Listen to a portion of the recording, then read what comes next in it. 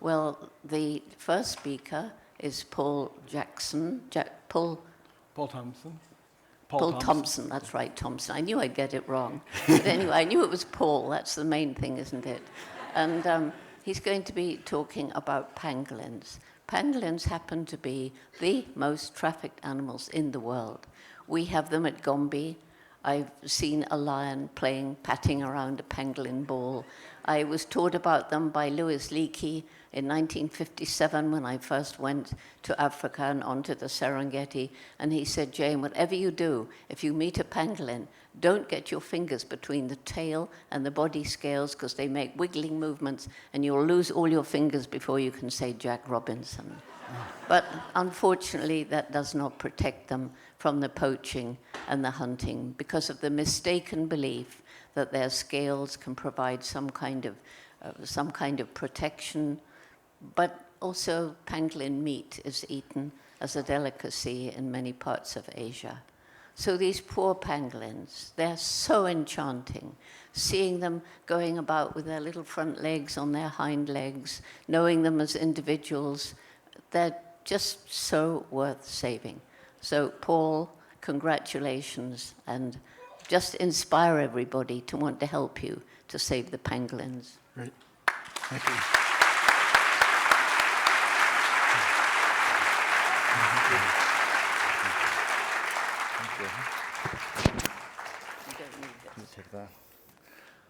Okay. Talking about pangolins and being introduced by Jane Goodall, I just maybe need a minute. Hi, everybody. Thank you so much for being here today to hear about pangolins. My name is Paul Thomson, sometimes Paul Jackson. I'll be any kind of Paul. I'm WCN's Director of Conservation Programs, and I also co-founded a conservation project called Save Pangolins. In the 10 years that I've been working with pangolins, I've found that when people first discover pangolins, they generally fall in love right away. There's that instant sense of discovery and joy and excitement. But at the same time, it quickly turns to heartbreak when people find out about the crisis facing pangolins that Jane just described. So the levels of trade facing pangolins today are so epic that all 8 species of pangolins are threatened with extinction. So now more than ever, pangolins need hope, and they need help. So today is all about hope for pangolins, because we need to take action if we're going to turn this thing around. I mean, look at this guy. He's the best.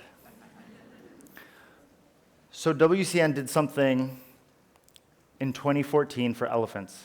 Together with Save the Elephants and supported by the Leonardo DiCaprio Foundation, we launched the Pangolin Crisis Fund. So since 2014, we've supported more than 260 projects in Africa and Asia supporting elephants in about 47 countries. In 2017, we launched the Lion Recovery Fund. And in just 2 years, I'm so excited to say we've supported 67 projects in 18 countries across Africa. Together, we've sent millions of dollars of funding directly to the field to support these big, iconic, majestic animals. So now let's do it for the little guy. So since we were on stage this time last year, I'm proud to say that WCN launched the Pangolin Crisis Fund.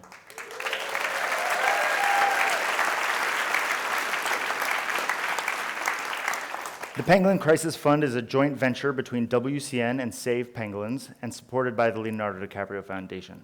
And we set this up with the same guiding principles as our other 2 funds. So we have one clear strategy, and that's to stop the illegal trade that's putting all 8 species of pangolins at risk. To do that, we're going to support programs in Africa and Asia that are going to stop the poaching of pangolins where they live. We're going to stop the illegal trade. And we're going to support programs that reduce the demand for pangolin meat and scales. Now with pangolins, they have an additional obstacle, their obscurity. So we've added a 4th pillar, which is about raising awareness around pangolins and raising that profile because people aren't going to save something if they don't know it exists. Just like the other funds, we have this great 100% donation model. So that means that when you give a donation to the Pangolin Crisis Fund, we send 100% of that directly to the field without taking any overhead or admin costs. If we're going to do this, we're not going to do it alone, right? No single organization is going to stop this crisis, and we don't claim to. So the Pangolin Crisis Fund is designed to be super collaborative. We have a modest fundraising goal. We want to raise $1.5 million over the next 3 years. And this is how you can help. Everybody can be part of the solution by making a contribution towards the fund. And we can guarantee that we're going to send it to the most effective, best, brightest ideas for pangolin conservation. So along those lines, I'm really pleased to be here to say that our very first grant has gone to the Tikki Hywood Foundation. Thank you. And here today, we have Dr. Darren Peterson joining us from South Africa to speak about his work protecting pangolins in Southern Africa, as well as increasingly across Africa. I've known Darren for about 10 years. He grew up in the heart of the Kruger. He has incredible knowledge of pangolin science and conservation. And quite frankly, it's people like Darren that really give me hope that we can turn this thing around. So without further ado, I'd like to introduce Darren.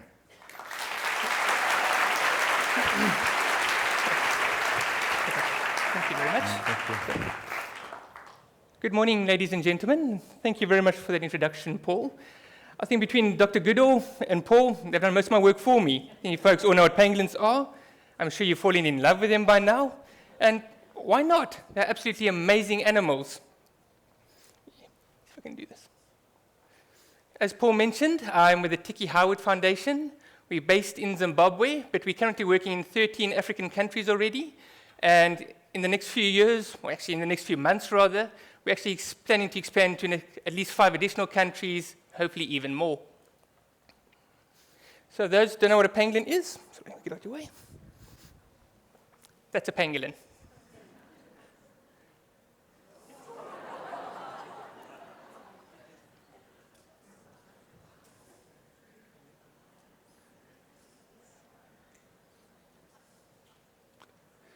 So many people say that they look like artichokes with legs.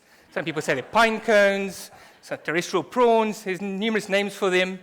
Some people say they look like velociraptors. And if you look at their appearance, they do like these ancient dinosaurs. They walk on their back legs. And if you're an ant or a termite, which majority of the pangolins predominantly feed on, you think they're just as ferocious as a velociraptor. These guys can eat literally thousands of ants and termites a day, and therefore they play a very critical role in our ecosystem. So just point out, you can see, wrong button. Sorry. You can take your research out the field, but we still battle with technology. So as I mentioned, pangolins feed predominantly on ants and termites. They've got this small conical head that helps them to focus in on that. The sharp claws help them to dig into the burrows, actually to expose the ants and termites. And they're only, despite their appearance, they're actually mammals. And many people do think they're reptiles. That's actually not the case. They are mammals. And they're the only group of mammals who actually have scales rather than fur, or some mammals even naked, like naked mole rats. So pangolins are very unique in many, many ways. In addition, they've got this very, very muscular tail, which, as Dr. Goodall has already mentioned, if any person or animal is unfortunately get their hands or fingers trapped under that, they do give some really serious injuries. So this is a Timmins ground pangolin. It's the most widespread of the 4 African pangolin species. It occurs in the savannas of southern and east Africa. And you can see that the tail is roughly the same length as the head and body. Compared to that, this is a white-bellied tree pangolin. This guy occurs in the forests of Central and West Africa. You can see the tail is a lot longer, up to twice the length of the head and body, a little bit more sometimes. And you can see the belly is actually covered in fur, and white fur, hence the common name of white-bellied pangolin. In addition to the large claws on the front limbs, these guys also have similarly sized claws on their back legs, and this helps them to climb. When they're climbing in trees, they climb on very thin branches, they climb on vines, so that helps them to move around in the tree canopy. In addition, as I mentioned, that very long tail That's prehensile. So when they're climbing, they wrap it around a vine, they wrap it around a tree, and that also helps them, it just helps them to move through the canopy, and they're amazingly agile in the canopy. So how many folks have actually seen a pangolin before in the wild? Oh, a couple of very lucky people in this audience. For those that haven't seen it yet, I really encourage you to go and see them. They're absolutely amazing. So pangolins cannot run fast at all. In fact, you can outwalk them very easily. And the only form of defense is to roll into a ball like this. As you can see, the head's actually hidden away here. It's covered by that heavy muscular tail. And when they're actually wrapped up like this, you cannot pry them open. I've seen cases of 2, 3 grown men trying to force a pangolin open, and especially these large ground pangolins. It's impossible, you can't do it. And as mentioned, you're probably going to lose a finger if you do try. Unfortunately, because they just roll up and they can't run very fast, they're very easy to poach. Very difficult to find, as anyone ever looked for them and researchers can vouch for. But if you do find them, they're very easy to poach. You can walk up, you can tap it, it rolls into a ball, pick it up, put it in a sack, and off you go. So there's 8 species of pangolins worldwide. There's 4 in Africa and 4 in Asia. We focus on the 4 African species. As I mentioned, is the white-bellied tree pangolin, the black-bellied tree pangolin, and pretty much the phantom pangolin, the giant ground pangolin. These guys, there's very few people that I know of that have ever seen them. There's a couple more people who have at least seen signs of them in the forests. But these guys can grow up to more than 30 kilograms in mass. So it's a really big pangolin. And for most of us, that's sort of the holy grail. If we ever get to see that in the wild, I'm not quite sure what we'll do, but we'll probably freak out. So I was very fortunate. I was introduced to pangolins at a very, very young age. Pretty much my earliest memories were of living at the Hunts Horizon Wildlife Research Station, right on the western border of the world-renowned Kruger National Park. So I had a very fortunate childhood. My dad was employed there as a researcher, actually as a reptile researcher. But upon a day, he and his colleague decided that, well, given their appearance, pangolins are actually reptile mammals, and they sort of, why not study them? I'm sure they can make a case for it. So they started studying pangolins, and that was actually the first study to be done on pangolins in southern Africa. And one of my earliest childhood memories was coming into the living room and there finding my dad and his colleague busy putting transmitters on 2 pangolins that had recently been confiscated out of the trade. Being young, being boys, being inquisitive, my brother and I used to go accompany my dad out in the field when he went tracking these pangolins, during the day at least. At night we were still a bit young, lions and other nice creepy crawlies probably wasn't the best idea, and I think my mom objected to us joining him there. So after Hunts Horizon, we were actually fortunate enough, as Paul mentioned, we actually lived in the Kruger National Park for 12 years. My dad was a section ranger there, and pretty much all my spare time, every weekend, every holiday, my brother and I were out with my dad in the field. As we grew up, my brother and I used to go out into the field alone, do what boys do, and even later I used to go out alone. And that's how we learned about nature. We fell in love with nature. And in the 12 years while we were in Kruger, I think we saw 2 pangolins in that entire time. So it was really enforced on me very early how rare and how special pangolins are. So after Kruger, I decided to go and do the academic route, went to university, did my undergrad degree in zoology, did an honors degree in reptile taxonomy. Scales, there's some link there. And after that, I started looking around for another project to do my master's on. So I've always been really interested in these obscure creatures, creatures that most people are smart enough to leave well alone because they're difficult to study. And well, I couldn't find an interesting project at that time. So instead of just doing a project, I decided to work on a game farm right in the west of South Africa, in the Kalahari biome, which is this very, very dry biome, no trees, pretty much completely the opposite of where I grew up. But while I was there, in a very short space of time, I realized that there were pangolins there. And this was very interesting because, firstly, at that stage, we actually didn't even know pangolins occurred that far west in South Africa. We thought they ended sort of in the more savanna regions. And we were actually finding a fair number. So after not too long, a project started formulating in my mind. So I wrote it up, went back to university, and decided to find people or supervisors who were crazy enough to actually supervise this ambitious project. Thankfully, and I don't know, I might be regretting it now, but I had 2 supervisors that agreed to supervise this project, and so I started. As with any project, you need study animals now. And as Murphy would have it, after I started my project and registered it, for the next 8 months, I never saw another pangolin. So immediately your supervisors start getting a bit edgy, you start getting nervous, did you make a mistake, is this going to be a complete failure? And then upon a day, one of the farm staff radioed me and said they'd just found pangolin tracks crossing one of the roads. So immediately I rushed out there, for the first time I actually saw what pangolin tracks looked like. I'd never seen them before. And in my naivety and desperation, I decided I'm going to follow this pangolin and find it, because I need study animals. So I did. Mid-afternoon, I set off on the tracks, followed it for the next 4 hours, lost it a couple of times, managed to thankfully re-find it again. But this time it was dusk, it was getting dark. I had to go back, otherwise people would freak out and wonder where I was or if I'd been eaten. Just before I gave up, I heard someone scratching ahead of me. And as I rounded a bush, I saw my first pangolin in many months. And she was a big 10-kilogram pangolin, which for the Kalahari is one of the biggest I've weighed there. And in my excitement, I rushed up to her. She curled into a ball. I picked her up, and I happily started walking back to the vehicle, which at this stage was about 3 kilometers away. But this pangolin hadn't read the guidebooks. Although she'd initially rode up into a ball, she didn't stay that way for long. And as Dr. Goodall mentioned, they have got very sharp claws, their scales are very sharp, and in the 3 kilometers I walked back, she lashed out at me the whole time with her scales, she clawed at me. So by the time I got back to the vehicle, I had some pretty deep scratches and cuts on my arm, and I aptly named her Shredder because of that. So, as I mentioned, she was the first pangolin that I put a transmitter on. 5 years later, at the end of my study, she was the last animal I took a transmitter off, and it was amazing to let her go back into the wild.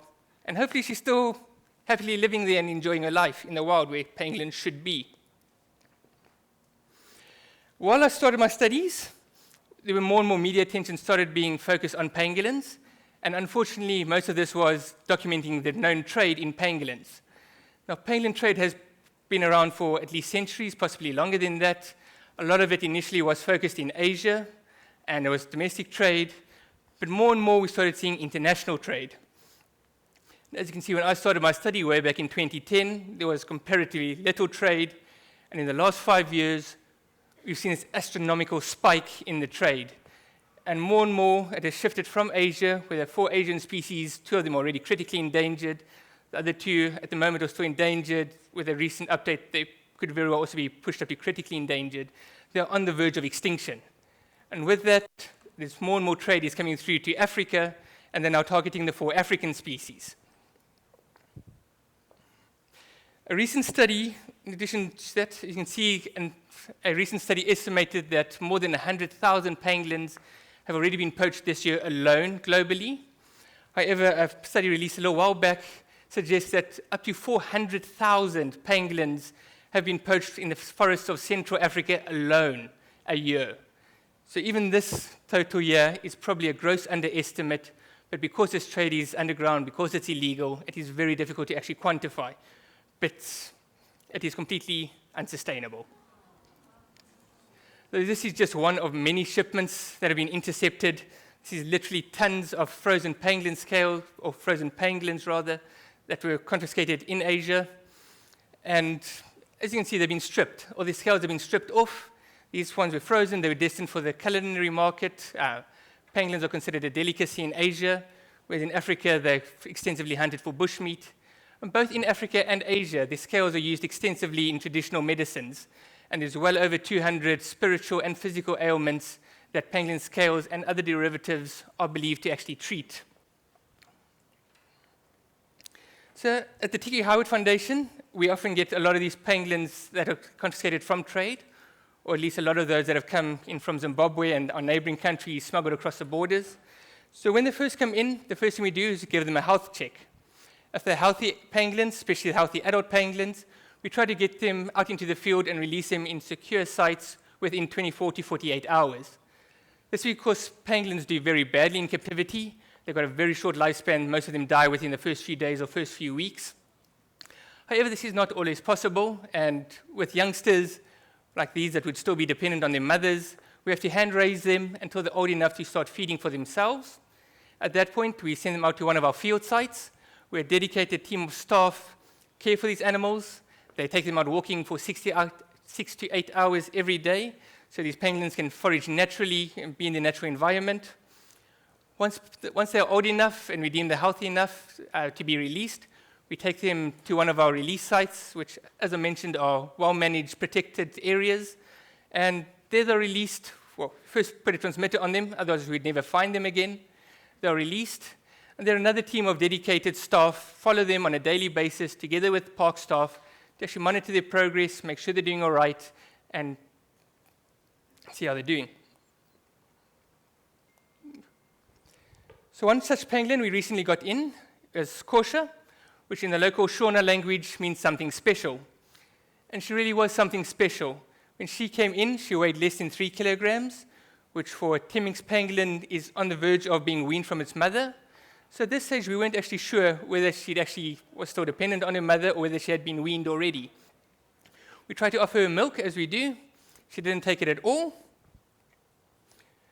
But luckily, she took to ants and termites, so we knew she'd probably just been weaned, and maybe that's why she appeared in the trade. So we sent her out to our field site with our staff there. They looked after her for the following year. In that time, she put on 3 kilograms. So she reached 6 kilograms, which for us, we believe that's a safe size for them to be released at. And we took her down to one of Zimbabwe's main conservation areas, released her there. Our staff monitored her over the coming months, as we do for all our animals. And late last year, we noticed signs that we believe she'd actually met up with a wild male pangolin, and we suspected that she had actually mated. However, it was earlier this year, in fact, just a few months ago, we could confirm that she had in fact mated. She'd actually produced her own pup, and this healthy pup is being raised by Korsha alone without any human intervention, and she's growing up wild, and we can only hope that she'll remain a wild pangolin in nature where they should be.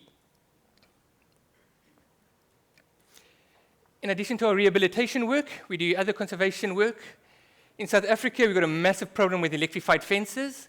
However, this is becoming more widespread across Africa, and we've had reports from East and Central Africa as well. Basically, wherever there's electrified fencing, there are problems with wildlife. And it's not only pangolins that get killed like this. Numerous, probably literally hundreds of tortoises get killed every year in South Africa. Monitor lizards, snakes, chameleons, hedgehogs, very small mammals, and birds are all killed by electrified fences. Now, this is a massive problem. In South Africa, this is probably the biggest threat to pangolins.